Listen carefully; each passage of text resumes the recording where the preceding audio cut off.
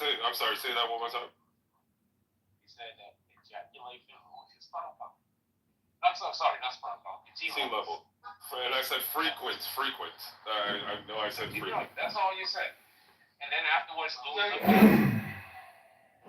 after Louis looked it up, he showed that it doesn't have any significance in lowering your T count. And then afterwards, he said that, oh, look here, this has this thing right here about a spike, but it balances back out, so it doesn't significantly lower your T count. And then afterwards, he was like, well, this is some new wave science stuff, and people on Clubhouse talk about semen retention. That's what you said afterwards. Right. Nothing you're saying is wrong. You just missed frequent, and you mulled over the spike part, which is where I would have affirmed what I was saying. He's so manipulative. Say frequent. He's being disingenuous. Listen. If you said spell just disingenuous. Go ahead, Nathan. DISG. Yeah, if you said frequent, it still doesn't change it, bro. It doesn't significantly lower your T level, and that's what it is. That's the whole point. AISSING. Hilarious. Well, we had the 2023 study. We don't have to split hairs, right? And there are no long-term studies about it. And I also submitted that this is new data that people are continuing to study. And it is affirmed and confirmed, scientifically proven, that your testosterone levels do increase through semen retention over the course of 7 days. Full stop. Show us the study. Show us that one study, please. Yeah, I'm not your teacher, bro. And it better be peer reviewed. And it better be a peer reviewed study. You ain't paying me. One peer reviewed study, nigga. You ain't paying me. You can look it up. And it's your this. It's your fucking kid. That's not how it works in your pop. Yeah, I know.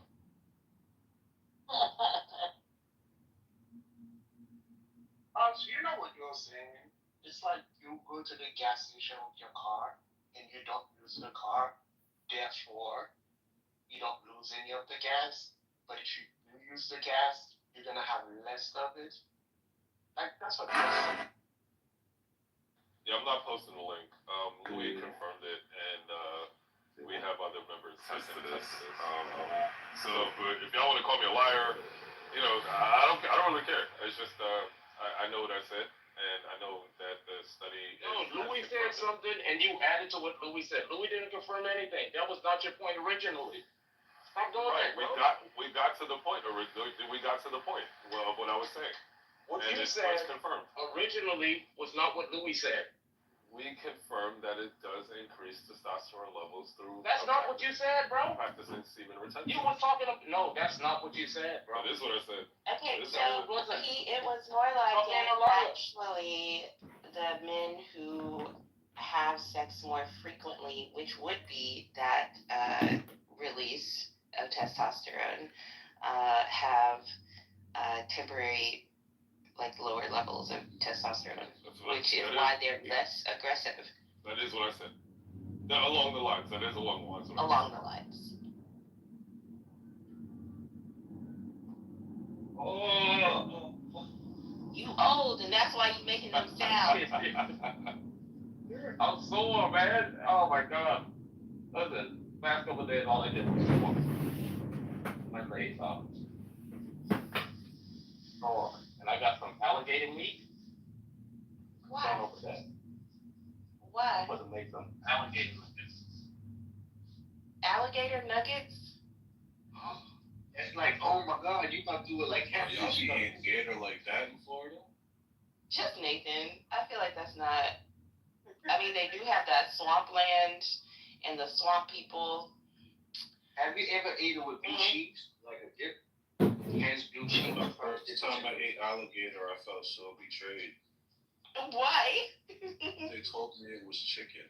Okay, so my cousin likes to force me sometimes into new experiences because I, on my own, would just do the same thing I always do because I know I like doing those things.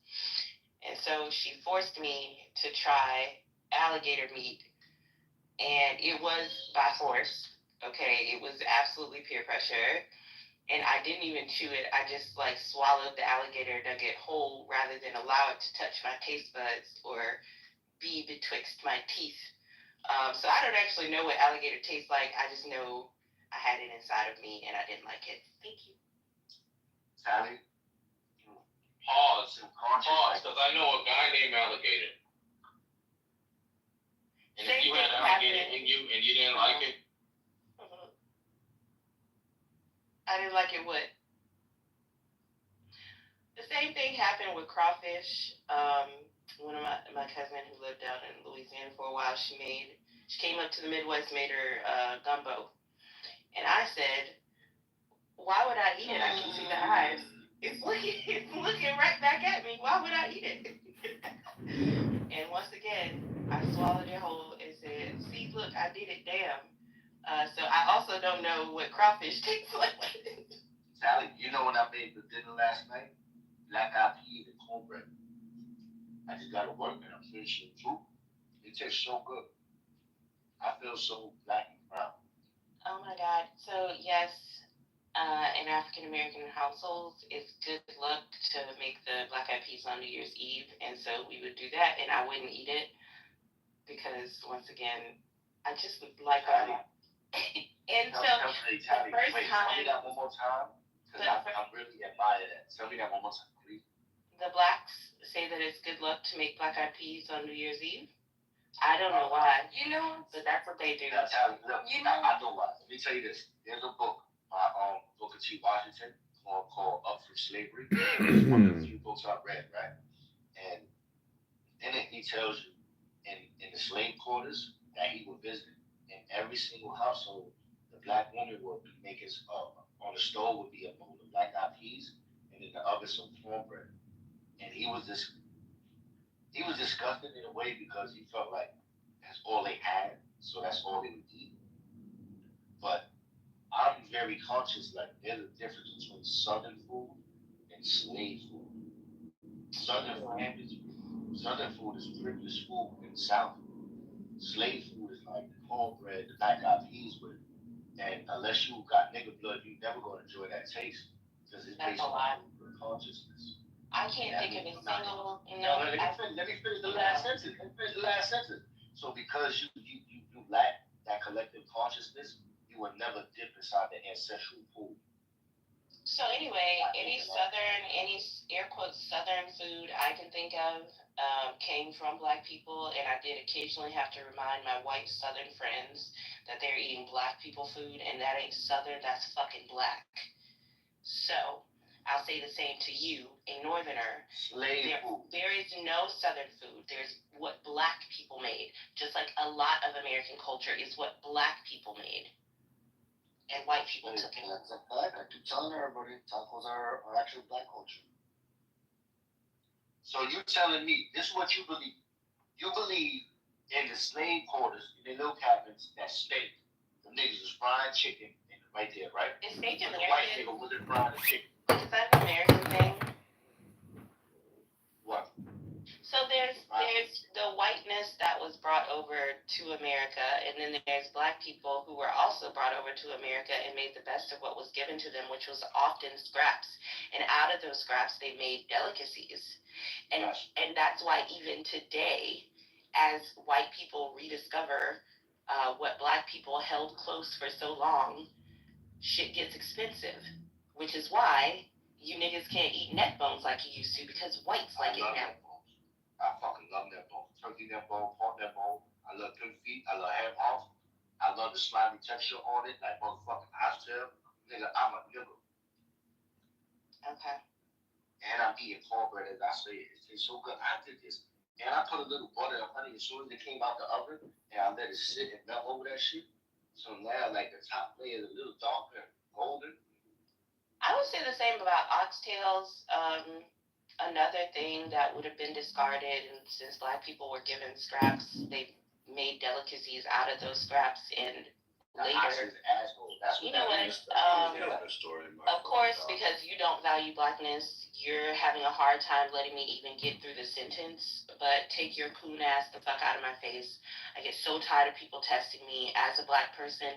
I'm always black. I don't give a fuck about a politic. It's what I am. I'm more black than you're lying. No. And my blood goes 3 generations into slavery. Nigga. Yours go like 4. So that means my blood is more potent than yours. Damn, that shit was good. That cornbread, I made that fucking cornbread. I'm out there with my nigga. I did that. I have a question regarding that comment. Did you think made, the alligator was nasty? My phone died. There's no such thing as Southern food. It's all just black made food. So, in that context, were Southern people just sitting idly, not eating, and specifically the Southern people who held no slaves, what were they eating? Like not Southern food. Also, they were like taking their notes from black people.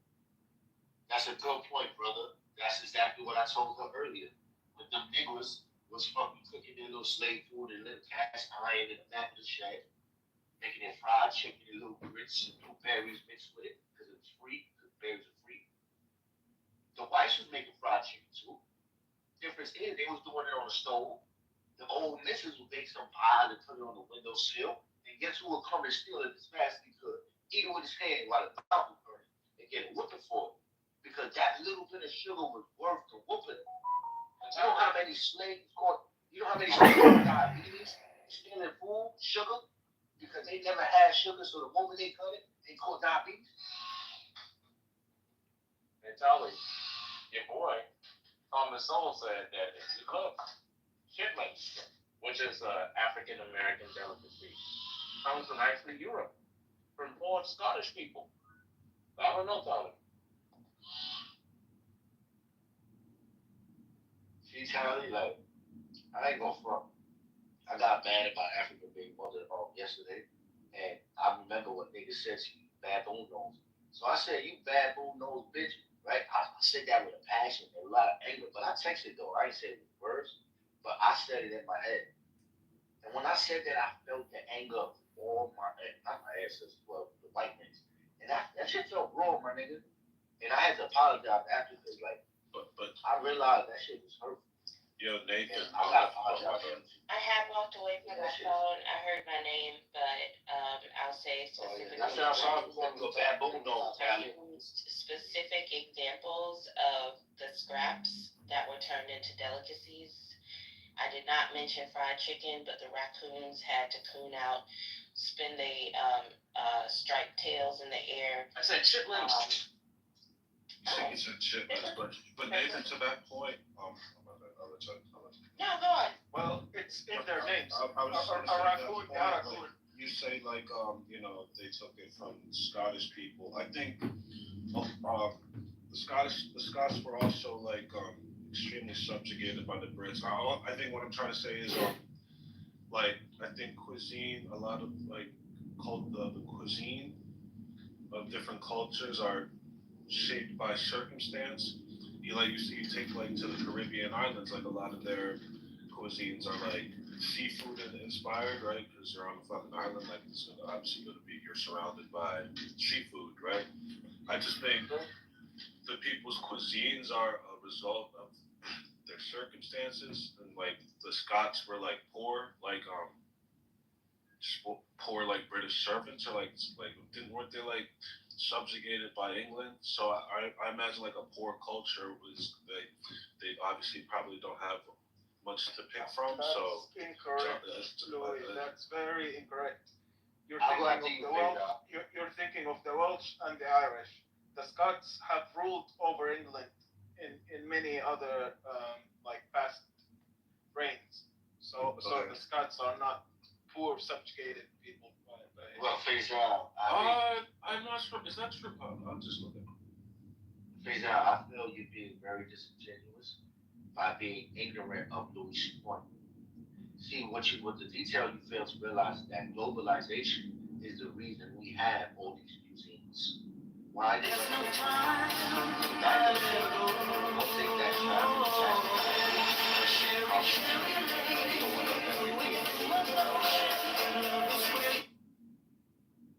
when an Indian nigga would go to Africa with his seasonings, he would introduce a new flavor to their bland food. And then they would end up creating a new cuisine based upon the seasoning that the Indians brought to them. It got so popular that people like Columbus would travel all across looking for some of these herbs. So when we think of the cuisine that people like to market is, this is my people. We have to realize that culture is a learned behavior. People learn how to cook these foods, and they learn how to cook these foods because other people brought certain ideas to make it what it is. So when we look at the fried chicken, when we look at the Creole food, it's based because So going to a lot of events, traveling as much as you can to find the craziest fuckers in the world. It's almost like a hobby of mine at this point. But you just end up in weird like I remember talking to Samson Mao in Prague a few years ago, and just asking him like what he honestly thought about nation state adoption, or like, you know, it's like, or like the Pete Rizzo and Adam Back, meeting them at like the crypto graffiti's party. I think you were there too. I wasn't there. I left early that day, but I know you met him at the Rubik's Cube and everything. Yeah. It's like none of these things. I wouldn't like. There's so many conversations I've had that I would never have. Like, had I not like left my, you know, government academic job and then decided to go like full into this Bitcoin culture ethos study or whatever. I don't know. It's like I just wouldn't have had. I would have also believed that there was there was nothing beyond just trying to stack. Do you know how boring my life would have been without Bitcoin? Like, best case, I would have been some like Twitter or social media tech bro with a marketing company. I would have just been some finance bro that's addicted to fucking partying. I would have not taken the slightest look at programming if it wasn't for that.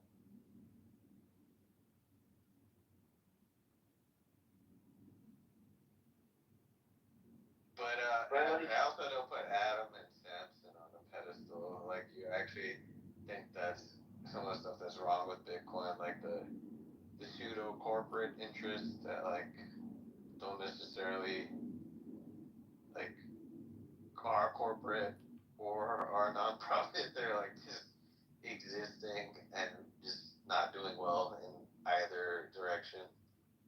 Yeah, I mean, you worked for Adam, so like, but I guess my point is like, you should try to meet your heroes because. You know what's funny, Asher? You know the founding fathers that are considered the founding fathers. Do you know what makes them different than everyone else that participated in the Revolutionary War?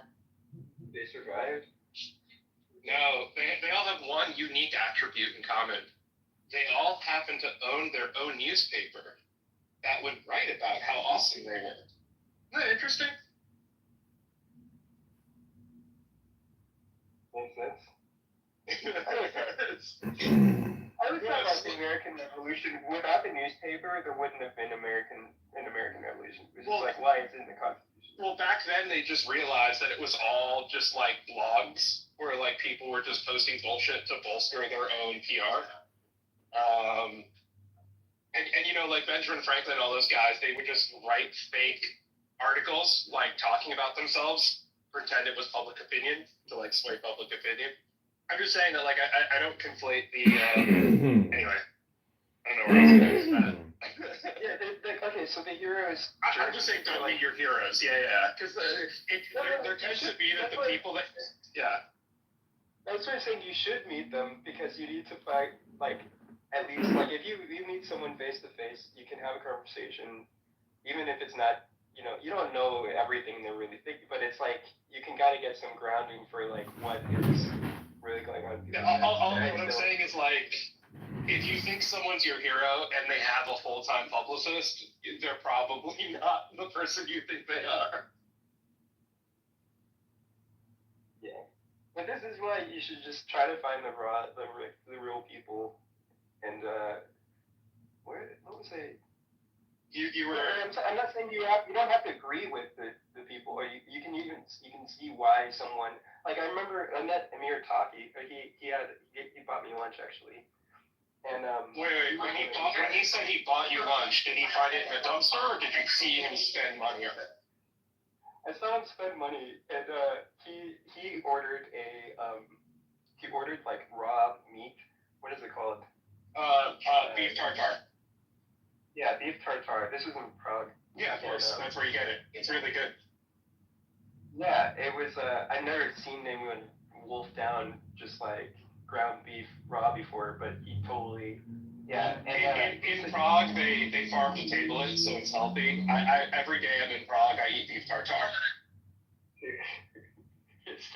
It's a little intense watching it the first time, but he was one of these guys that like was in it for the revolution, and then he got into Ethereum, and now he wears a suit, and he's like trying to explain. Wait, he wears a suit? He used to like backpack around not Afghanistan. He was like Syria. Yeah, he strapped on an AK and was like fighting with. Well, he was a network systems administrator, and he went to help the Syrians with their network system administration issues. And believe it or not, in Syria they don't have that many networks to system administrate, but they need men with AKs to help them shoot at people. And so he ended up doing less system network administration and more killing ISIS. Yeah, it's total like so. Of all the people in early Bitcoin, the revolutionaries, he definitely is as revolutionary as you can get. Like he also is a squatter. He does the whole European thing, where like they just like if they know someone's not in their home for a month, they'll just use it. yeah. Because he's also like it's like com sort of thing. Well, he's more on the communist side, where he thinks there is no such thing as property. It's just whether or not you're occupying it at that moment. Yeah. So I'm not. My point is that like I'm not saying that I don't need to agree with someone to still respect them for the risks they take and doing what they believed in. But in spite of all of that, like he still ended up in shitcoin land, and he's doing very well for himself. Good for him. Like, I'm surprised to see that he's wearing a suit these days. That's the most shocking thing you said to me. I mean, it's on his Twitter profile. Last I checked. I don't know how many times I have to reemphasize. I literally don't use Twitter, so if it's on Twitter, I'm ignorant of it. Everyone's fooling.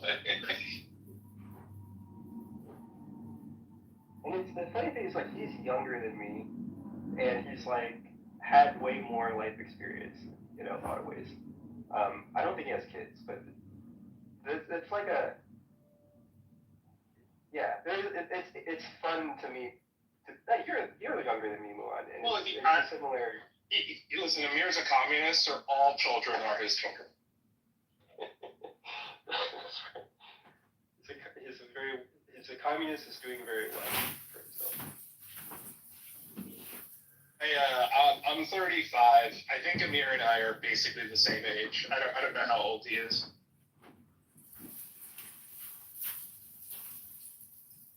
Well, but he needs to exercise more.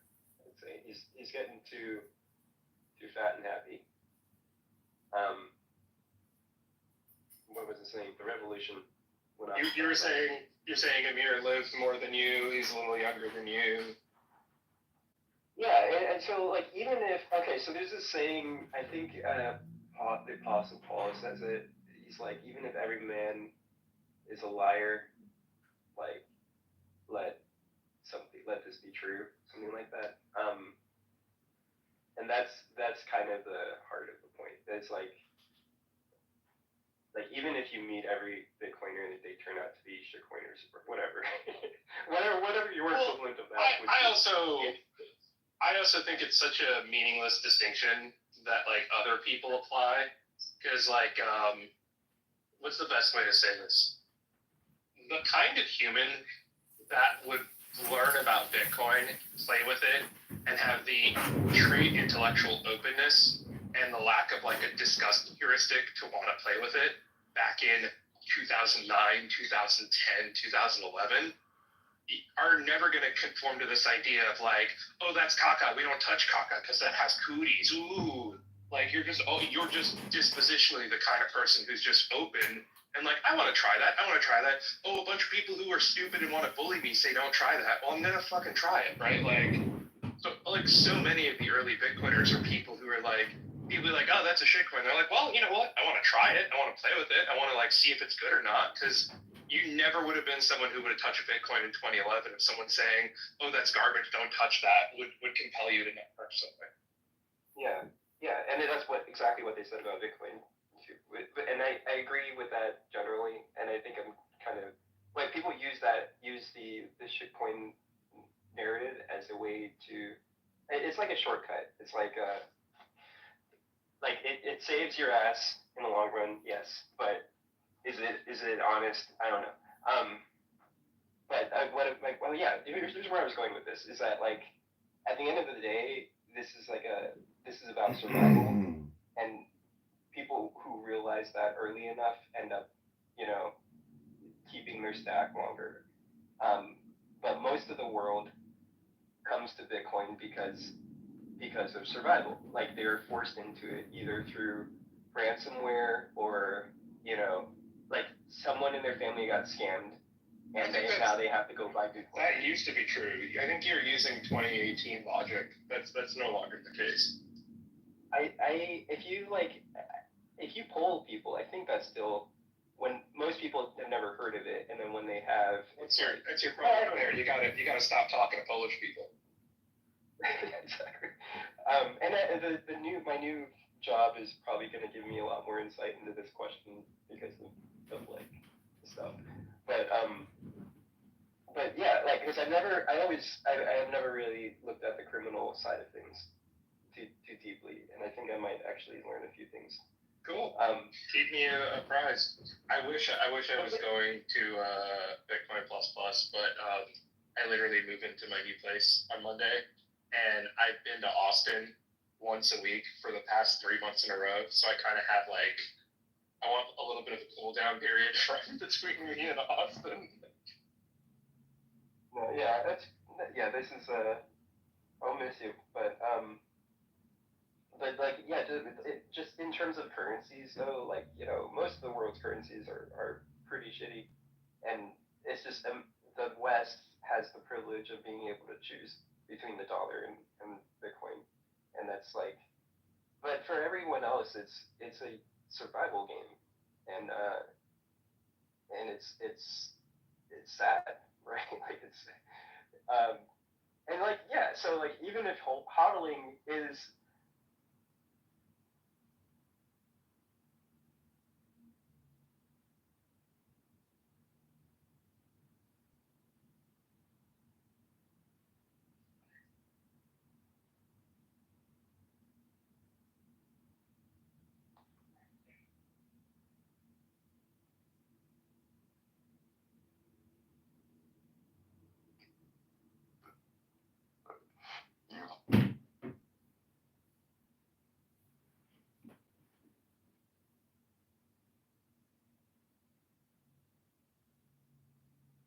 Hello?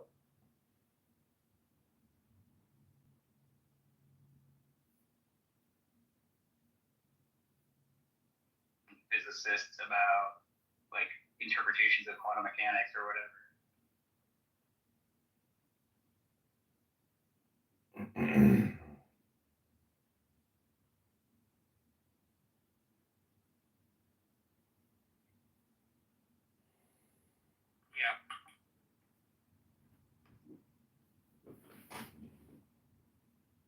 Yeah, I think that makes sense. Do you take a view session on like subjective and objective Bayesianism?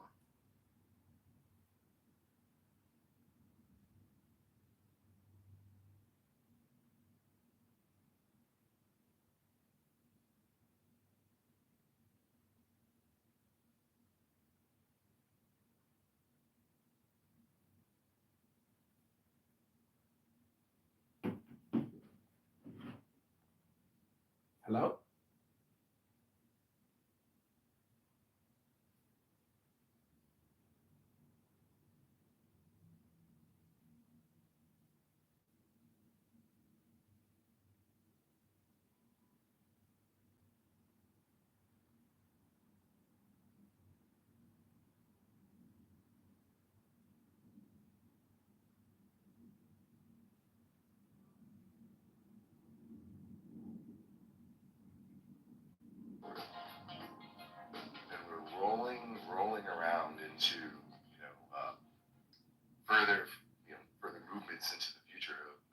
discussions as this year progresses. This year, 2025. All right, May 4th, Sunday, May 4th, 2025. May the 4th be with you. I want to go see the Giants game today just because of that. But that's a fun one to hear in the Bay Area. So all you Star Wars fans, I hope you guys are having a good one. May the 4th be with you. And I hope you have a great, great Sunday wherever you are across this beautiful globe. Welcome, welcome, welcome. It's a pleasure to have you all here and moving into the world of entheogens and psychedelics and discussing what is happening around in this amazing little blue sphere that we live on. So hey Jordan, how's it going? Good morning. How you start your day? Hi James, I'm starting today great. I slept fantastically, and Jim and I have a thing today with Dr. Daniel Reeders, I believe, who's in the audience, and looks like this whole thing with someone taking the title of your Symphony of Cells is going to work out okay. I think they're going to have us do it, or have me do a podcast with them for your Symphony of Cells. So that was one of those things where I got a little bit mad, but it was a good thing that I stayed really polite and affirmative, so I was able to turn that around. It's good. I'm looking forward to the room. Also, I was finally able to understand why there was a problem in my book with Jim in the footnote, page 236, about something that Connor Murray had said, and it's a really important point, and I'm glad that I got to the bottom of it. It was one of those things where I had to have a whole lot of windows open and keep cross-referencing things till I finally understood, or at least I think I've understood what's going on. I'm hoping even that at some point I'll be on the Flourish Academy and get to talk to Connor directly about what it is I think I finally figured out. So I'm good. I'm looking forward to your room. Thank you for having us. Oh, we can go to Connor and ask him to come here and talk to you too. Oh man. Well, thank you, Jordan. I'm glad to hear that. And hopefully we can expand on that. Actually, today, fascinating to hear what you're Jackson, MJ Square, he ate an MJ, that's my big bad son, king of popcorn. Different types of physical places being developed to actually engage with people, to actually help create.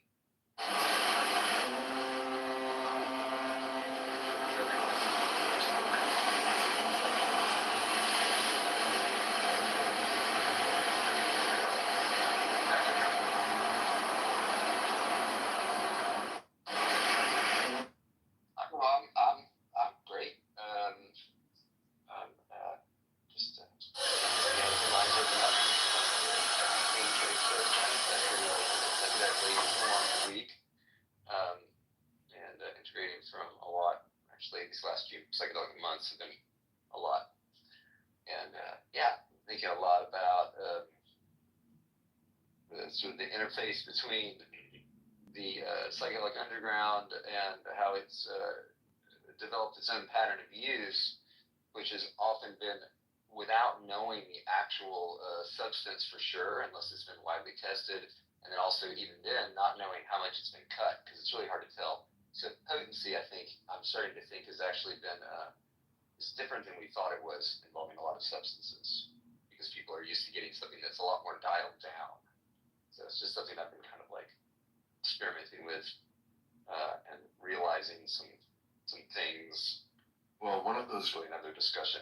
One of those recurring themes that we kind of like talk about here a lot, and probably one of the only places where this is spoken about is dosing, right? Like understanding kind of dose levels and what the effect or the experience potential is to be created. So I think you're right. I think we've talked about it so many times here, all the different levels that exist within the consumption of entheogens or psychedelics, and that kind of piece right there, just kind of even within the research world as we're still moving forward and things are being found, all the different levels tend to kind of like really help things like not fall apart, but just show the different directions that they go. It's like mycelium.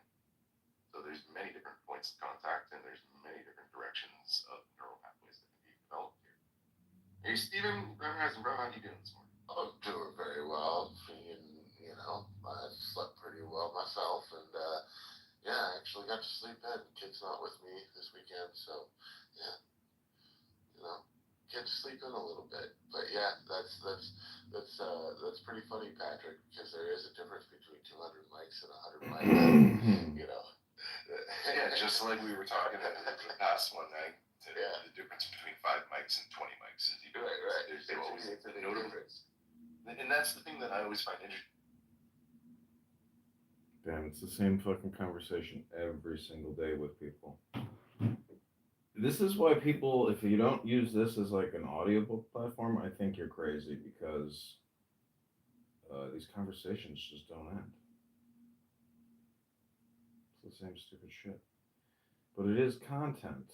It's like sound, meaning that dead airtime is even worse than this, and this is just the same shit every time, but it's still better than nothing. But it's not better than an audiobook on YouTube. 0.5, this is 0.25. No, what premise one is saying is, if you assent to it, that you just have assigned a credence level to it being false, it being very likely false. And if nothing changes, then you think it's very likely to be false. Like, that's not, forget all the math and all this undergirding stuff. Well, that's how I want to talk about it. That's how I think you can make sense. That's why I say it's like you're just basically confusing the discussion. Like that doesn't, like, if it's not if the math and stuff isn't helping you organize the thinking, then why would you use it to just confuse the thinking? Well, I think it is, or like, I want to use it because it is organizing my thinking. No, but it's not. But I'm saying this is the analogy. You're saying, well, not even the analogy. It's like you're saying what we're saying. Hey, this is why Bayes' theorem is a great way to capture kind of our intuitions about epistemology. It's like, you use this formula, this mathematical formula, to processify the thinking you have. It's like, and then this is a kind of thought I have about, like, I assign credence. Like.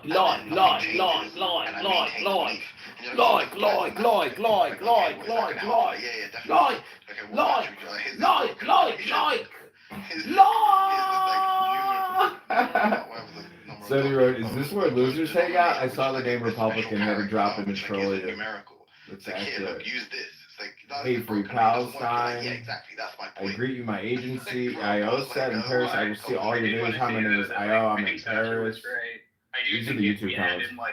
I think he's pooping. How are you doing today? Still get that, like, the person is being irrational, not to kind of like err on the side of their priors.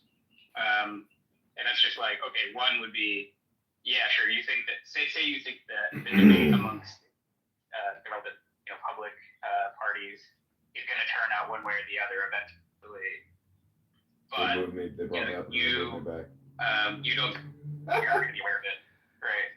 Like, what's the deal? All you have is, you think all you're going to have is your priors, even though you think that they would be dwarfed by the publicly available evidence or something like that. And if you're in that position and you want to form as many true beliefs as you can, right, then if your priors are high enough, you should look at it as like, here's a great opportunity for me to form a true belief based on like what I do have.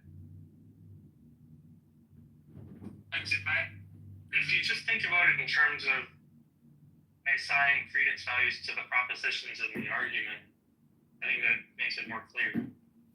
It doesn't make, like, it's like so strange. I mean, Sasha it sounds like she agreed earlier, so you can just talk to her about it. I don't know how else to explain. It's like so weird. Like, it's like, I want to give you this like clear account of causal infinitism obtaining. It's like, let me give you a Grim Reaper paradox. It's like, that doesn't work. What's going on here? It's like, yeah, why would you use that's not the correct methodology to illustrate what's being said. Like, if you perfectly understand clearly that, like, in the case where you've assigned credence to something and fuck all else changes, then, like, yeah, it's like most people say, yeah, like, that's the established belief, or the thing, that's the established level of confidence already. It's already happened, okay? It's like, all right, well, let me plug it into this. It's like that doesn't seem to, like, sufficiently translate exactly what we're seeing, kind of or the it's like, kind of idea we already have. It's like is a word like, like something to bounce off of, like, like, sufficient or like, evaluation. And I don't think this is going to work for Lie, Ade. lie, I think lie, Ade lie, will say lie, that he is lie, like lie. sort of well aware of the sort of It's debate like an on. independent discussion now, where it's just like, now Peter, like what you're saying is strange because like you keep saying like, oh, I can't plug this into that, but why should it? Like, why should you do? Like, why should that be what you're doing? Like the idea is, like for Draper's argument, if we're talking about intrinsic probability, and all you have is just some confidence that the intrinsic probability is, you know, X, Y, Z, and then you're not commenting on the evidence, and like given some other beliefs, you could very reasonably just be agnostic on the issue as a whole. I agree with that, but not for like prior probability. Just if your prior MP is like 0.8, and then there is just like you're saying, I'm not going to consider the evidence, then you're not using Bayes' theorem because you're not updating on any evidence. They brought me up at 3 times I to was kick thinking me in down terms of like because assigning credences to the I think argument. Sam knows that I'll trigger So everybody. it's more clear. Including But the way we were Like. discussing premise one, like with the Jack Angstrike argument, Like. it's just that you would like Like. assenting to premise one is just assenting to, is just, you know, confirming that you have this credence. And once you have The that, assent to premise one is it's 0.7 credence true. That's what it means. Like. I mean, that's a separate discussion now. You're saying that's a different point. It's the same point. I'm trying to show you that you can assent to premise one and still think premise two is either like you don't have position. Yeah. But the whole point yesterday was that, like, your point was that if you have a prior of 0.7 and the second part of it, like the marginal likelihood or whatever, question mark, then you're justified in the output being a question mark. I'm pretty sure I said you could deny premise. Like you could accept premise one. You can deny premise two. You did say that, yeah. But your explanation for that, like, in the context of the argument was, you can just, like, premise two. If premise two is a question mark, and premise one is 0.7, then it's like you plug that into Bayes' theorem. The output is a question mark. Yeah, I didn't know. I didn't know that that's not Bayes' theorem. So I was wrong on that. But no, it's not. I was saying, forget all of that. Like, this is not really necessary to just understand a simple point, which is if you've already assigned the credence and nothing's changing, why would it change to a question mark? What I've assigned the credence to is that the proposition is 0.7 likely. That's it. Like that proposition. No. I think we're good. You guys are talking past each other again. Like, so Albedo is talking about credence in premises of an argument, and Timothy is talking about the prior probability that you assign to like atheism, I guess. Right. So like, it's two different things. No, I know that. I understand that there's a difference, and that's what I'm trying to say. I'm being very like, I don't know if he's agreeing with me or like. Do you not want to talk about the way that's just like a different point. I mean, we could like in the discussion about. I mean, even then, I mean, to be honest, actually, I wouldn't even know what it's like. If the point is supposed to be, oh, if you assign 0.7 to this, and then it's like, I don't know what you're saying. It's a question mark. Like, I think you run into the same problem as the Bayes rule thing, where it's just like, I mean, I don't know what 0.7 multiplied by a question mark is what exactly. I wrote, enjoy your day on Clubhouse, but likely you won't actually be productive or have a good day here. Like, not likely. You already have a prior, and it's like irrelevant of the No. You just. Oh my god. It's so addictive, Deborah. It's like I can't get off of it, but I'm gonna read a book now, but I'm still clicking and I can't even get in a room now because this new fucking interface is fucking horrible. It automatically puts you in a room and I can't get out of the room and I can't get in the room I want to get in out in the exact same confusion. I gotta restart the app to get in it's like what it's like the fucking creators this app want you to you know, like get in a room like right away, and like I'm like thinking that like you know the likelihood of me getting into a room, but I don't want to be in the room And then you likely. realize the machinery would be like the fucking chips and the computer chips, but the electrical machinery would be the fucking like the train shit, the carts, those things, like Caterpillar company pulling them shits, and these are like 38 billion $1 trillion. So the top three makers will be those three right there: the crude oil, the electrical chips, or the fucking electrical machinery. And then if you was to add ChatGPT, it would just tell you that, and you would end up getting one of the gas stations, the video, or fucking A&D or one of the motherfuckers, or fucking General, what you call that, General Electric. But they got divided into 5 different companies, so you really want to fuck with them like that.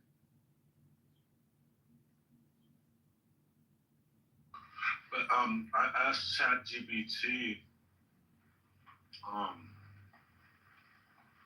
I was asking ChatGPT about it. I just asked, do stocks that are legitimately evaluated typically take these kind of stock hits when a brand ambassador or CEO makes like a faux pas? I wrote low IQ, stupid, waste of time, shameful brain rot. Nathan and Tali are brain rot sufferers, addicted to stupid people talking. Nathan TBI, Tali TBI. If we stupid, you lack confidence and bath and cowardice. Typically don't drop this sharply from a CEO's or public figure's personal scandal unless that person is deeply intertwined with the brand's identity. They kicked me. We got it. They're not being chill, right? What that you have in mind that If you kick somebody from the room, Deborah, you agree that that's not chillism, right? That's anger. That's an anger response, correct?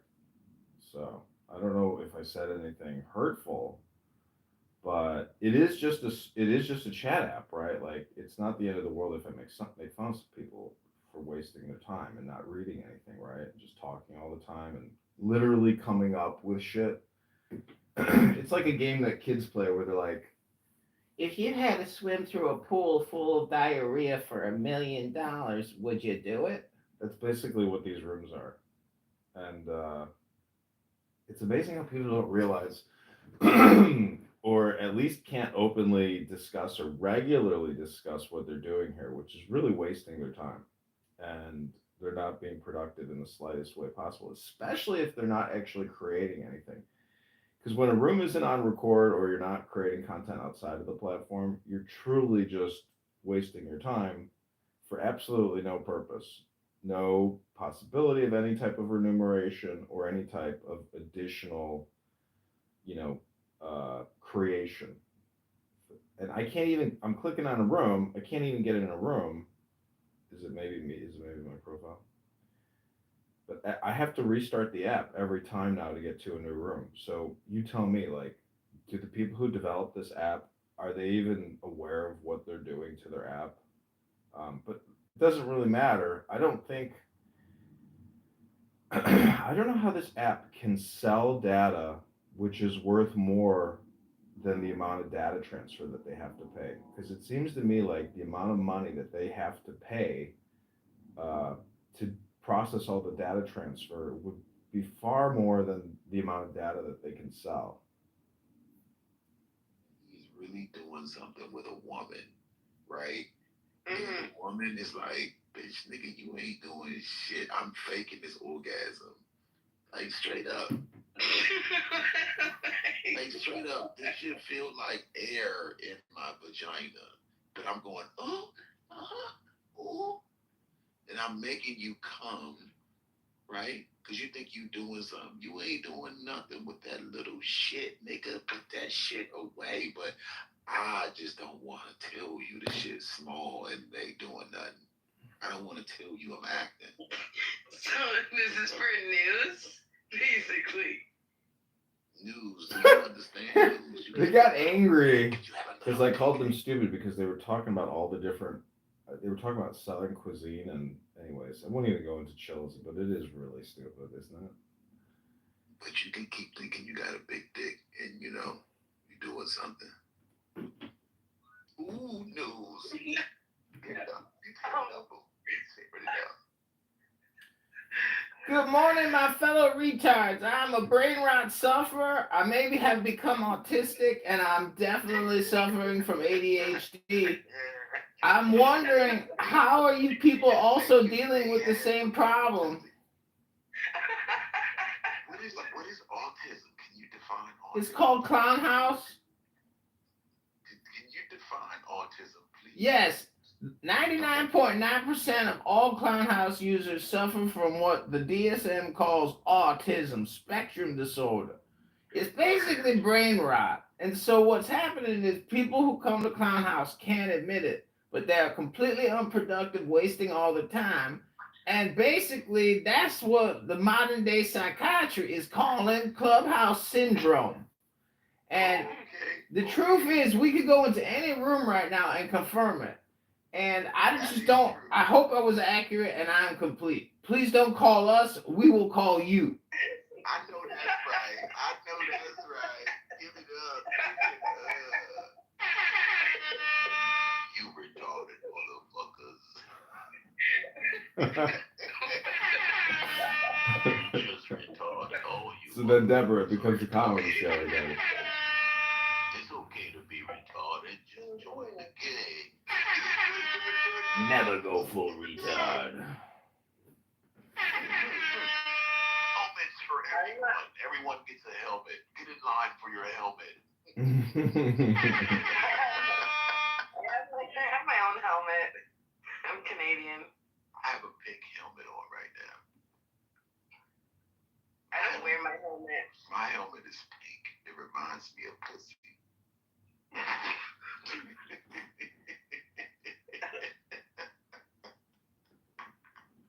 All right, 4 minutes to my heart out. Wear my big helmet with the I got 4 minutes to my heart out, because then I'm going to go about my life. All right. Shout out to Doge, man. News, why you not talking anymore? Your dick got soft. Oh my god. Your dick No. Yeah, I'm back now. Okay, this is a weird room. I've never seen this. Last time they're talking like they're vomiting because they want to fight. No. Come on, man. But you guys. Man, what's the deal with your racist ass title? Can't even get on the room. Can't even get up. Hello? If Nuer and Dinka were not there, South Sudan wouldn't be. You should not say lie online. Everybody's just listening to you. You've been The name of this house is called White Armies Power. Support White Armies. Update and insight on current situation in central Noorland, which is Africa. To be in command in South Sudan. Sudan. Under your president, under your regime, under your king. Now, you guys are running everywhere. See, this is what I thought Clown House would be like before. It's like international monitoring. Weapon to be used on civilians. In the refugee camp, even you don't know. If you use them on White Army, I will say fight the fight. But if you use them on civilian, you go and use them on civilian. So you why use them on civilian. Why don't you So when you say, when you're a digger fire refugee camp, why do you be digger? Because you guys are not enough to be digger. Digger in the nation. You never won any war in the history of Sudan, not just South Sudan. In Sudan, in total, you never had a war that you won by yourself. I'm not done digger beat you in South Sudan now. Right. Where? I have the key. Yo, you know, man, Kobe is so human, bro. I couldn't believe I'm sorry. Does everyone in this room feel like they've done their due diligence? Like they... 100%. Oh, really? Wow. Yeah. I guess I'm a performer. I've been trying to do my due diligence for quite some time now. Oh, yeah, that's you. I definitely am doing my due diligence. I know. Let me find out she don't love the smell of her butthole when she takes a shit. Ew. That's called self-love. Big love, big love, big love, big love, big love, free! Tory! Oh yeah,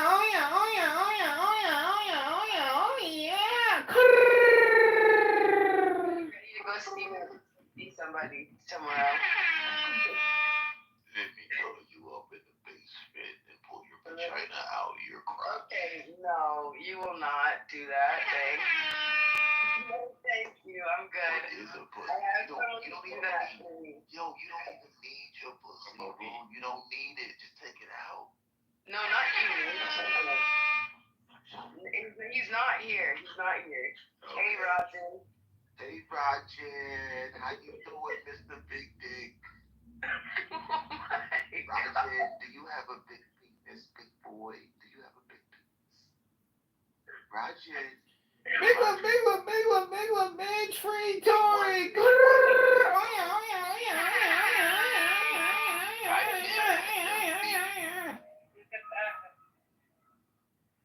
Now all we have is someone to record us.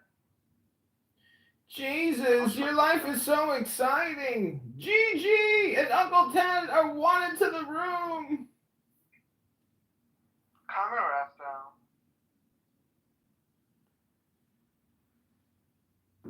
Finally, a chill room. Like, everybody on this app says like all the time, like literally, Okay, like, God, can you do a like. shitty impression of me again, please?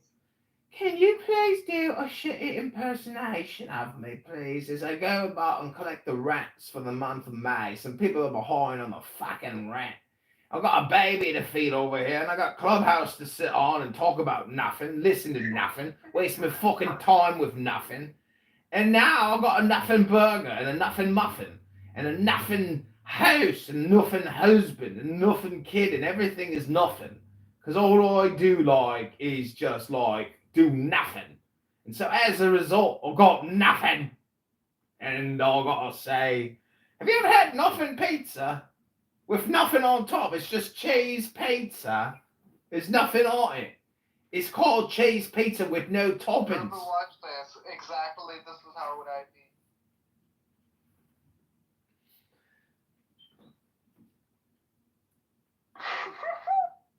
Like, who fucking muted me? Who fucking dared to fucking mute me? Like you got nothing. You got nothing, and you're muting me. Alright, yeah, I got nothing. Okay, so be quiet. Like, stop muting me. Oh my god, you're so annoying. Be quiet. Look, I got. The family put me in the goo. Okay, you watch this. Yeah, let me. So they posted something funny on Instagram. It says, point of view when my bestie finally had kids and I'm stuck babysitting them, but they act just like her. It's kind of funny. Matt Matthews. What a great crowd at the Palatine Republicans meeting. I love getting to meet new people each and every day. Oh, yeah, I know this guy. Ah.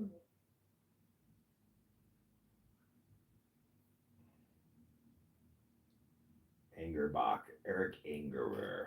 He's a Marine veteran. Ooh.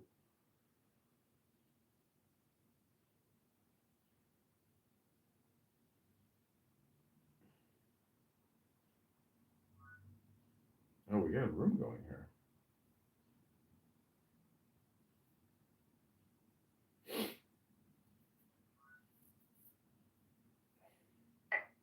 This doesn't count because this is my stalker. Like, I ain't no stalker, love. I gotta get the fuck off this app and read a fucking book. You make smile sometimes. Can you block Daddy Mike? Who is this? This is Lord Mike. He keeps following me.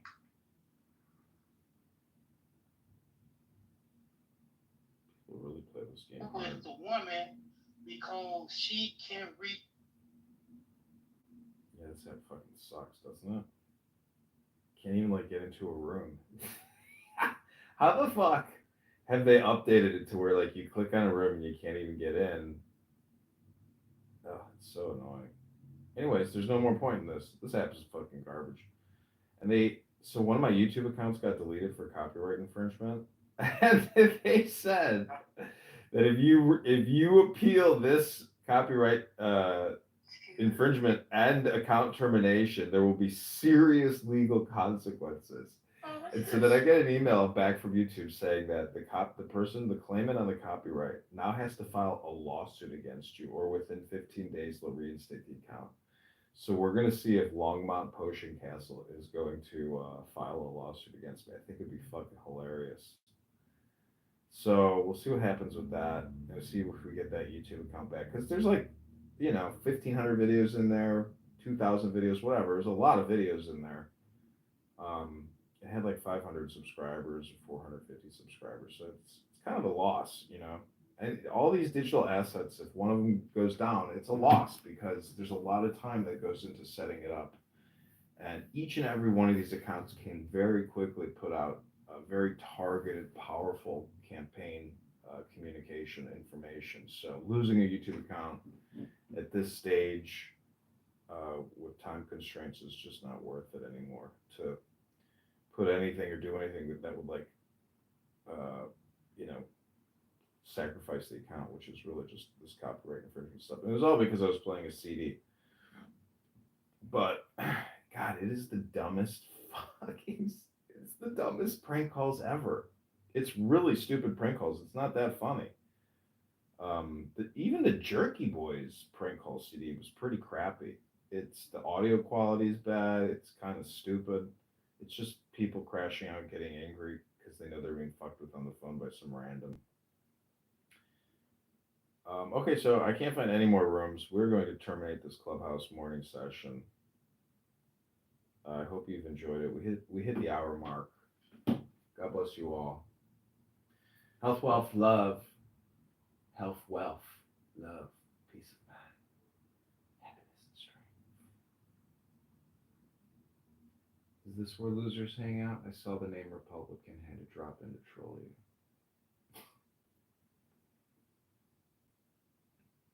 This guy's afraid to debate Pisco.